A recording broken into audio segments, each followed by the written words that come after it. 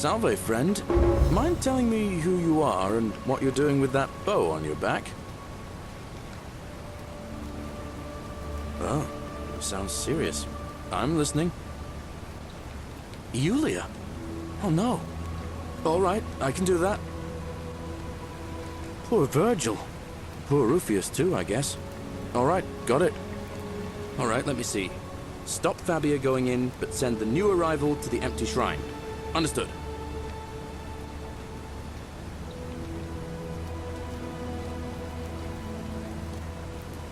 What?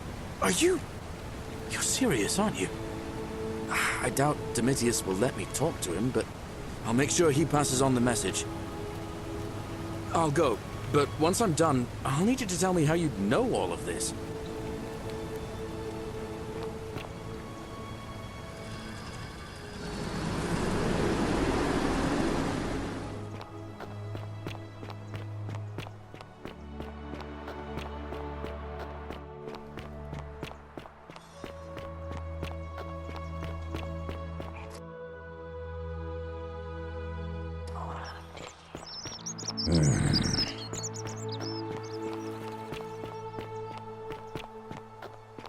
Don't believe a word they tell you.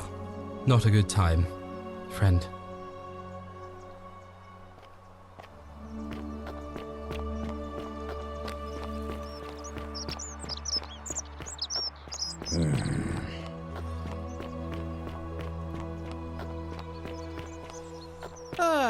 A fellow Greetings, I'm Georgius.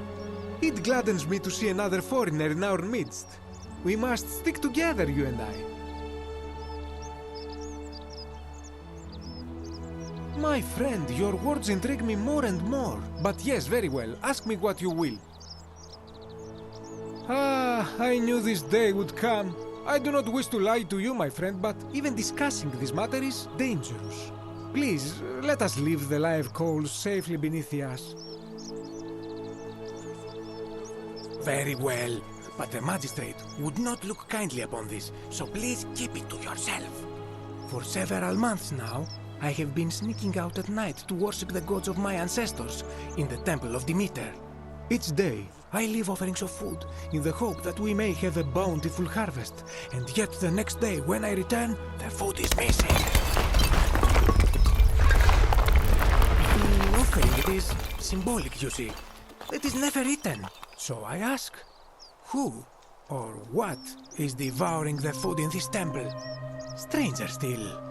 Once I sat in front of my shop like the 100-eyed Argus until dawn to see if I could spot a thief going in.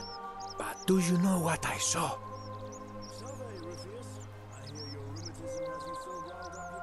Nothing! Nobody entered, and yet when I went to take a look, my offering was gone. It is bizarre, is it not? When I told my friend Kabash of this at the tavern, he offered to help investigate. He went in, and to my dismay, he was never seen again.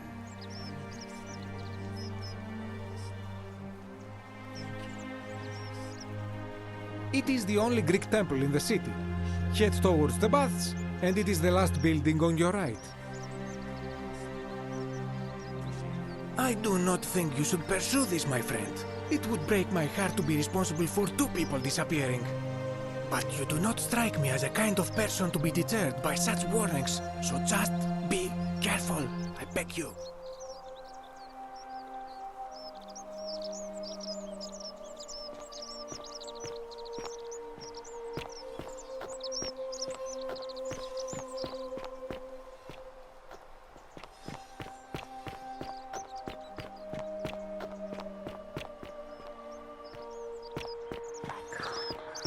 Citizen.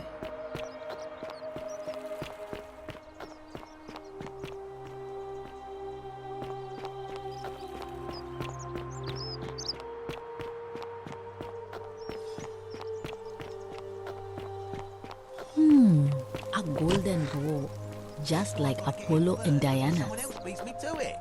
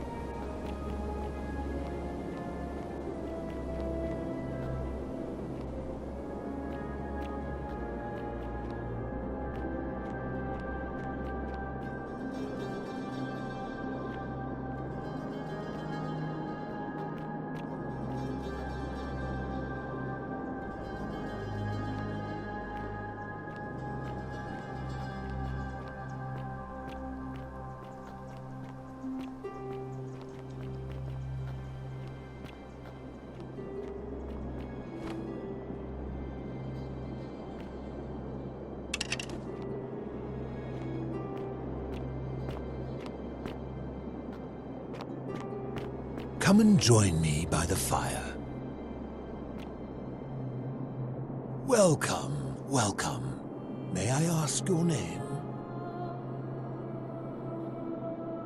It's a sincere pleasure to meet you. Tell me, what brings you all the way down here?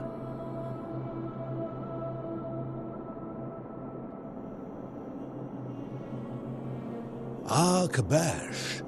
I know this man. He came through here some weeks ago. I will tell you everything I know, but first, a request. I have been living down here alone for many years, with nobody to talk to but myself.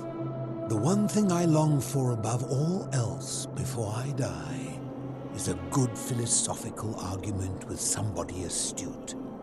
I'm hoping that person is you. Let us find out with this simple question. Have you deduced the name of the god responsible for the Golden Rule? Excellent. I see you are indeed quite astute. Very few come to that realization before their time in the sun is over. Now, will you join me in a friendly Socratic dialogue? Wonderful. Then let me begin with a question. Would you say you know the difference between right and wrong?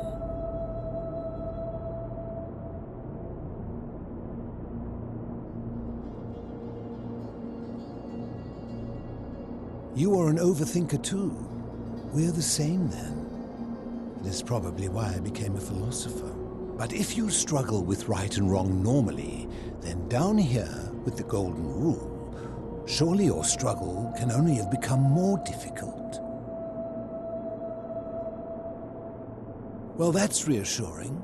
And the truth is, you're not alone. You see, out there in the world, being uncertain about right and wrong was acceptable because our mistakes rarely had consequences. So we would tell lies and bend rules and turn a blind eye and rationalize, and yet still find a way to think of ourselves as good people. But under the Golden Rule, morality matters. The slightest wrongdoing could result in a mass execution. So to navigate this maze, we would have to be certain about the difference between right and wrong. Wouldn't you agree?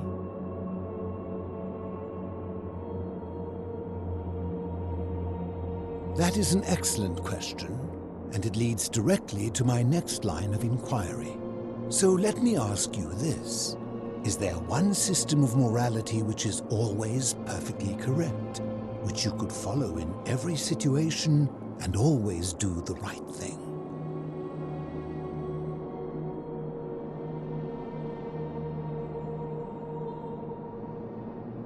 How can that be? Since they all have differences, it follows that in some cases they would offer different conclusions about what is right and wrong. If there is a correct moral code, then wouldn't it follow that only one can be the correct one?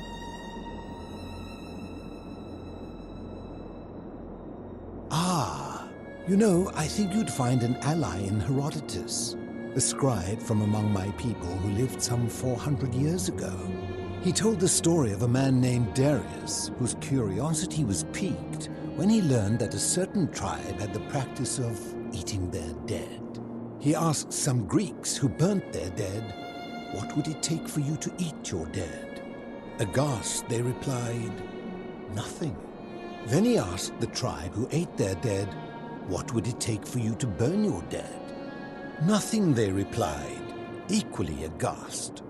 From this, Herodotus concluded that custom is king, that right and wrong are merely local ideas which do not survive the journey from one tribe to another. I take it you're in agreement? Then let me ask you this. If you visited a tribe where they ate each other, copulated with the dead and drank wine from cups made out of human skulls, would you still maintain that within such a tribe there is nothing wrong with such conduct? And that's a credit to you. It is the mark of a civilized person to change their position when presented with a superior argument. My point is this. I don't think anyone alive truly knows any hard and fast rules about right and wrong.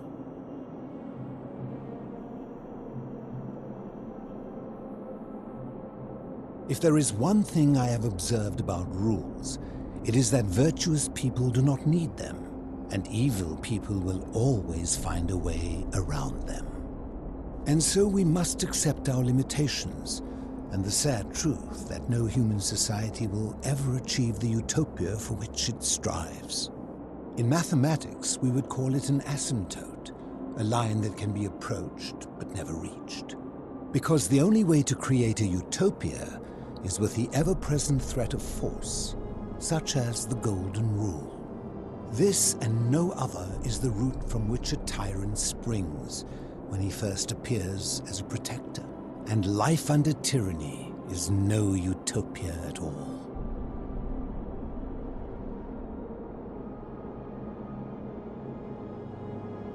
I'm glad to hear that.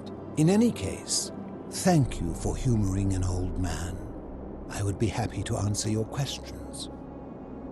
You mean, how did I end up living alone in this cave with nothing but these relics of the past for company? It's a long story. I was a quarrelsome young man. At 19, I left Corinth for Rome to study rhetoric at one of her finest academies, so I could argue more forcefully. Back then, I used to enjoy verbally sparring with everyone I could, and I was good. One night, I found myself in a tavern, in an argument with a drunken mercenary. It became heated, he drew a gladius, and I won the argument, but lost my life. I woke up on the banks of the Styx at a campfire opposite Karen. Of course, I tried to persuade her to let me return, but even with all my skill, I failed. I settled in, made friends, and learned what I could, quickly realizing our little community faced certain death under the Golden Rule. So I began looking for a place to hide underground. Fortunately, I found this place waiting for me. You see, I was not the first to take refuge here. I returned to my friends above, persuaded them to join me, and 12 of us descended for the last time to live out our days hidden from Hades' tyranny.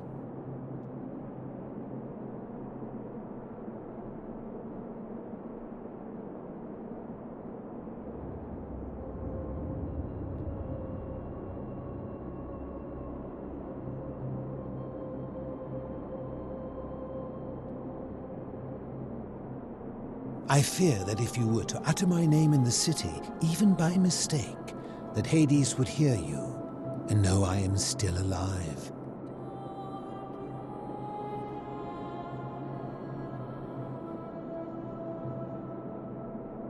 I'm afraid I am the only one left. There were 12 of us in the beginning, but one by one, my friends passed away. Some from malnutrition, others from madness and despair. It has been lonely. Before my unexpected visit from Kabash some weeks ago, I'd not seen another person in many, many years. Living in darkness is not without its challenges. The first challenge is diet. Fortunately, I found that eating fresh fish provides most of the nutrients I need. And sometimes, when there are Greek people living up above, I surface at night and salvage the offerings they've left in the temple of Demeter. The greater challenge is the isolation, so I like to imagine arguments, where I argue both sides. But, like so many things in life, arguments are better with a partner. They are one and the same. The Romans call him Pluto. But long before that, my people called him Hades. As you wish.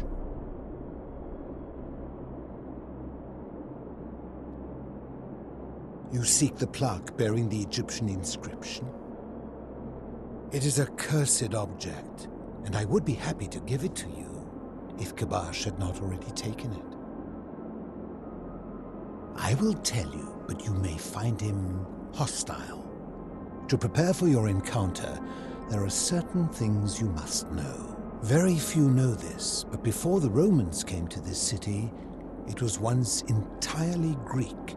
The architecture, the temples, and the people.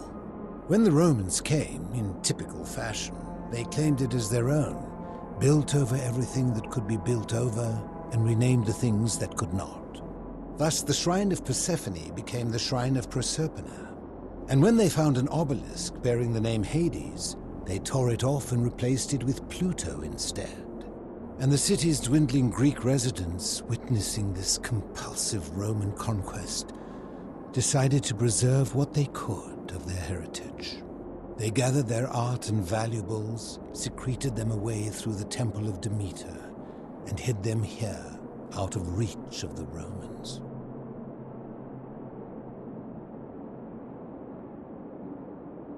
I'm getting to that. You see, it was among these old Greek relics that I found the thing you seek. An even older plaque bearing an Egyptian inscription. We had no idea until years later when the first of my friends began to die. As a result of their deaths, we began to dig catacombs branching off from this cavern to lay them to rest. We extended the tunnel so far that we accidentally discovered another, an even older tunnel, which somebody had gone to great lengths to keep hidden. Suddenly it made sense why there was an out-of-place Egyptian plaque among our people's possessions. You see, we proud Greeks had thought the Romans beasts for stealing and corrupting our heritage. But it turns out this game has been going on much longer than any of us imagined. I think it is best you head through the catacombs and follow Kabash's trail. There are certain things you must see for yourself. Take this key. You'll need it to open the gate.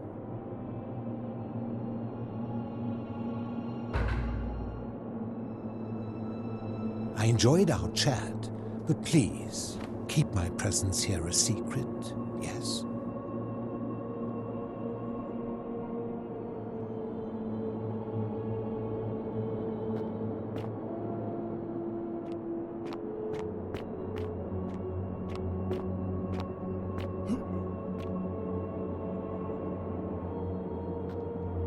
Ah, you've returned.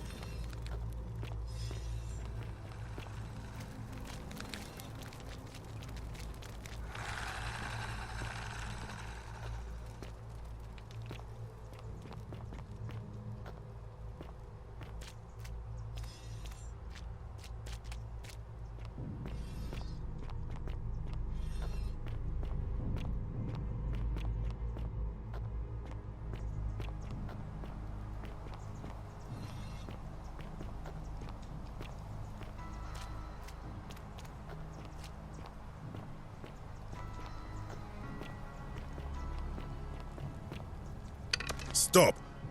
Do not come any closer. Who are you? I am Kabash. And let me guess, another Greek or Roman come to loot and plunder the resting place of my ancestors,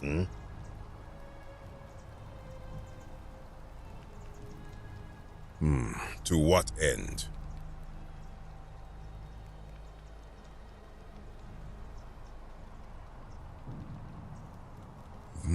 That is welcome news. You really are not Greek or Roman, are you? I was planning to return it myself, but for now, I must remain. Here, take it and restore the honor of Osiris.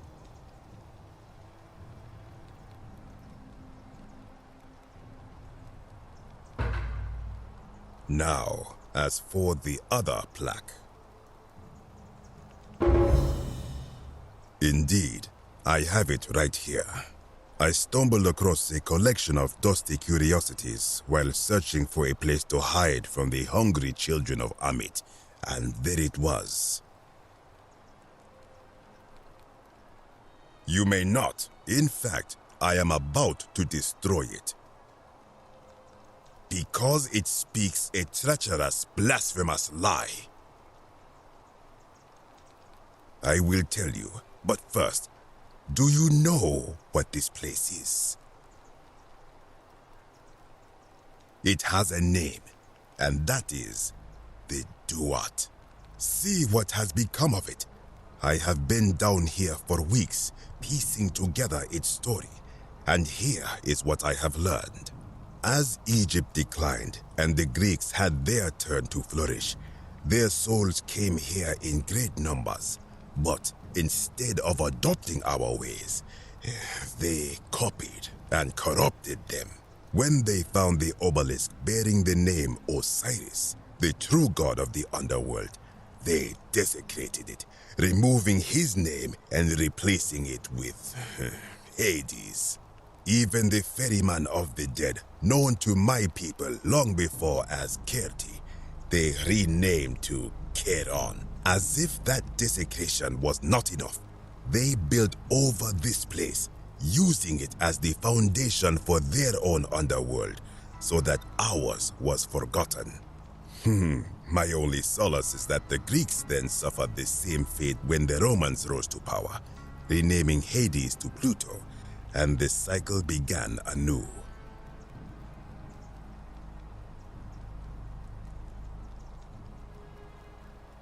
It is inscribed with a script I do not recognize, but it is ancient, almost as if it is older than the plaque bearing Osiris's name. But if that is so, it would imply the gods of Egypt are mere imitations too, copied and corrupted from an ancient people who prospered even before us, and that my people did to them what the Greeks and Romans did to us. But this, I cannot accept. I sense a deception.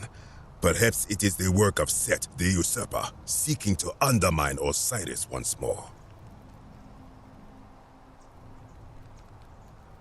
You will never know. This work of sacrilege must be destroyed, thrown into the black abyss below in Osiris's name. You are too late. It is done.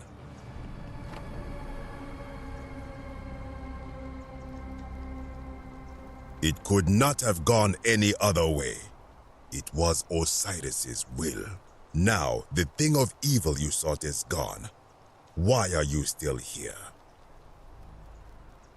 I am from Rakotis, which you may know as Alexandria, the name of the city the Greeks built over it.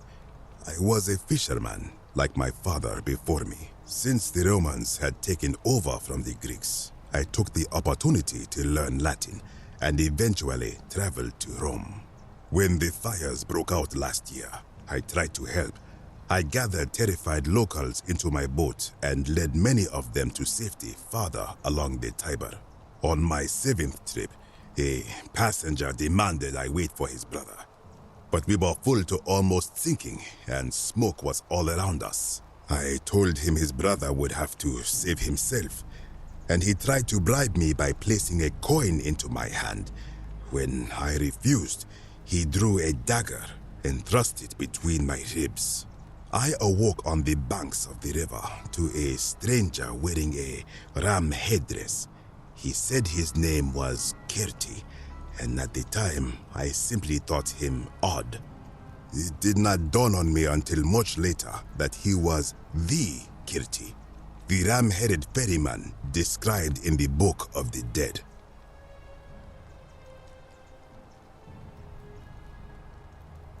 I do not know. What could possibly lie beneath the underworld? Perhaps it is infinite darkness. Perhaps it is the lair of Amit, the devourer of souls.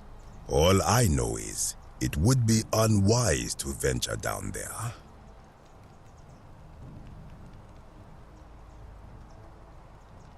Most unwise. Good. Be gone from this place. Wait. You are planning to go down there. I see it in your eyes.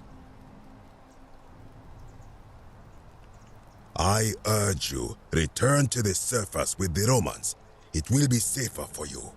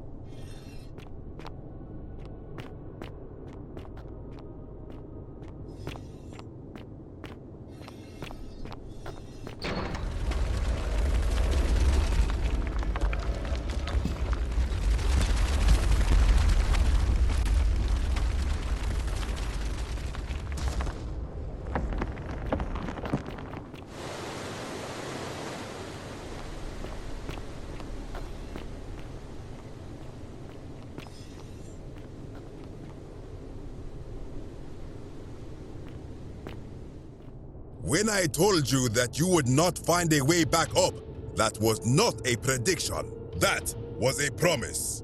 You will die here. I disagree. I warned you against coming down here, against perpetuating this sacrilege, but you persisted. You have undermined and dishonored the true god of the underworld. How did you think this would end, if not with bloodshed? Very well, I will listen. But if I sense deception, or if you further insult my gods, I will carry out my threat. So tell me, why should I let you live after you salvaged this instrument of blasphemy? Then you admit it. You wish to destroy the sacred beliefs of my people.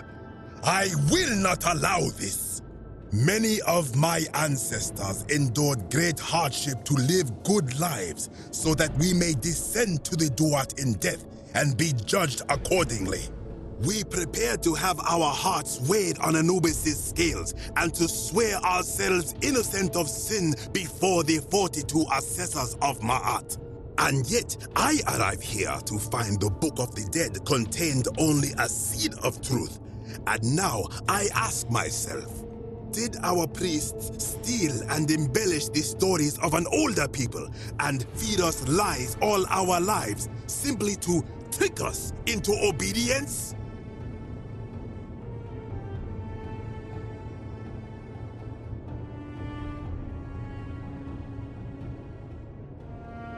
I am not sure I follow. Speak plainly.